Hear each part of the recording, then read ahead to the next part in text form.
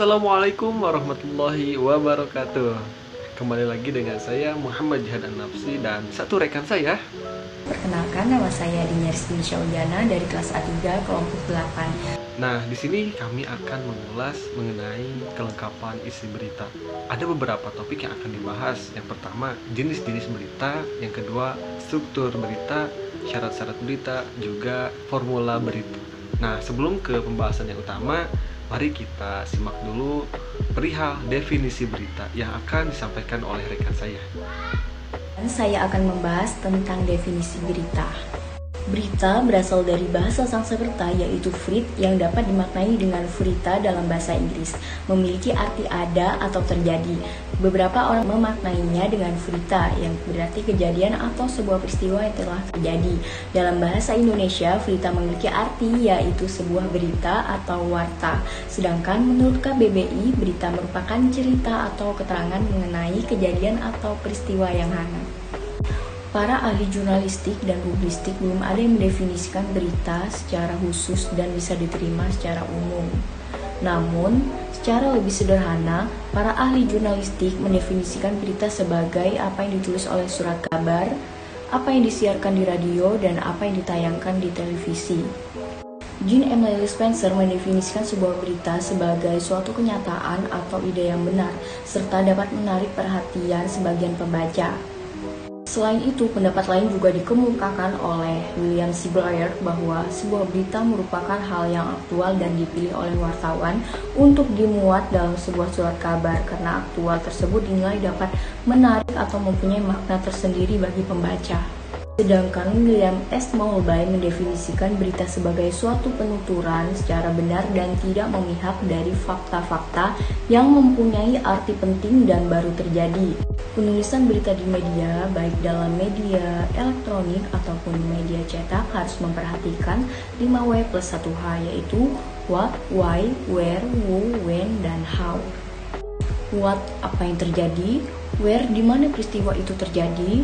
Who, siapa yang terlibat. Why, kenapa peristiwa itu terjadi. Dan when, kapan peristiwa itu terjadi. How, bagaimana peristiwa itu terjadi. Kemudian judul dalam sebuah berita harus menggunakan bahasa yang mudah dipahami, jelas, dan tidak ambigu. Penggunaan singkatan dan dapat diterapkan dalam penulisan judul. Akan tetapi, singkatan yang digunakan merupakan singkatan yang sudah biasa digunakan dan dipahami oleh pembacanya. Judul berita yang baik setidaknya harus memenuhi beberapa syarat. Yang pertama, singkat padat. Yang kedua, fungsional. Yang ketiga, relevan. Dan yang keempat, formal. Kemudian yang kelima, representatif. Keenam, menggunakan bahasa baku. Dan yang terakhir, spesifik. Masuk ke pembahasan yang utama, yaitu kelengkapan isi berita. Formula berita. Jadi dalam praktik jurnalistik itu, para pakar memberikan pedoman dalam menulis berita dengan menggunakan formula atau rumus. Rumusnya yaitu 5W 1H. Nah, pedoman ini juga sering digunakan sebagai syarat kelengkapan sebuah berita. Unsur kelengkapan berita biasanya berada di lead atau teras maupun di keseluruhan teks berita. Kelengkapan ini pertama kali diperkenalkan oleh kantor berita Associated Press atau AP. Berikut ringkasan formula 5W1H yang dimaksud. Yang pertama adalah what atau apa. Suatu berita dikatakan baik jika memenuhi unsur what, yaitu berisi pernyataan yang dapat menjawab pertanyaan apa. What itu apa yang terjadi. Yang kedua, who. Suatu berita dikatakan baik jika memenuhi unsur who, yaitu disertai keterangan tentang orang-orang yang terlibat dalam peristiwa itu. Who itu siapa yang terlibat dalam peristiwa itu. Yang ketiga, when. Suatu berita dikatakan baik jika memenuhi unsur when atau kapan, yaitu menyatakan waktu kejadian peristiwa itu terjadi. When, kapan peristiwa itu terjadi. Yang keempat adalah where. Suatu berita dikatakan baik jika memenuhi unsur where atau di mana gitu, yaitu berisi deskripsi lengkap tentang tempat kejadian itu terjadi. Where, di mana peristiwa itu terjadi. Yang kelima, why. Unsur why yaitu disertai alasan atau latar belakang terjadinya peristiwa itu. Why, mengapa hal itu bisa terjadi. Dan yang terakhir, yang keenam adalah how atau bagaimana. Nah, suatu berita itu bisa dikatakan baik jika memenuhi unsur how ini. How yaitu proses kejadian suatu peristiwa dan akibat yang ditimbulkan. tahu bagaimana peristiwa itu terjadi. Lanjut kepada struktur berita. Nah, di sini ada segitiga terbalik atau piramida terbalik yang digunakan sebagai struktur berita. Yang pertama ada headline atau judul. Nah, headline ini tujuannya itu untuk menolong para pembaca agar segera mengetahui peristiwa yang akan diberitakan itu apa, bagaimana gitu. Yang kedua yaitu deadline. Nah, deadline ini ada yang terdiri atas nama media massa, tempat kejadian, dan tanggal kejadian. Ada pula yang terdiri atas nama media massa dan tempat kejadian. Tujuannya adalah menunjukkan tempat kejadian dan inisial media itu sendiri. Yang ketiga adalah lead. Nah, lead di sini yaitu laporan singkat yang bersifat klimaks dari peristiwa yang dilaporkan, yaitu inti isi beritanya itu seperti apa. Dan yang keempat ini yaitu body atau isi berita. Isinya itu menceritakan peristiwa yang dilaporkan dengan bahasa yang singkat, padat, dan jelas. Dengan demikian, body ini merupakan pengembangan berita. Jadi, piramida terbalik ini dimulai dari hal-hal yang paling penting. Makin ke bawah itu semakin kurang penting. Bukan berarti tidak penting ya. Jadi hal ini dimaksudkan untuk memberikan kemudahan kepada para pembaca untuk langsung ke inti berita. Itulah struktur berita. Lanjut ke pembahasan berikutnya yaitu jenis-jenis berita. Ada beberapa jenis berita nih di sini. Yang pertama yaitu straight news atau berita langsung. Nah, berita ini biasanya memuat informasi terkini tentang peristiwa yang sedang hangat, aktual, dan penting. Nah, itu biasanya berita mengenai bencana alam, misal ada kebanjiran gitu. Nah, itu termasuk berita straight news atau berita langsung. Kedua adalah depth news atau berita mendalam. Nah, sebagai tulisan yang memuat laporan yang hendak diberitakannya itu memiliki nilai berita yang berat, baik dari segi fakta, penggalian data, dan dampaknya kepada masyarakat umum. Proses penggalian data untuk teks berita ini memerlukan perencanaan, persiapan matang, dan analisa yang mendalam.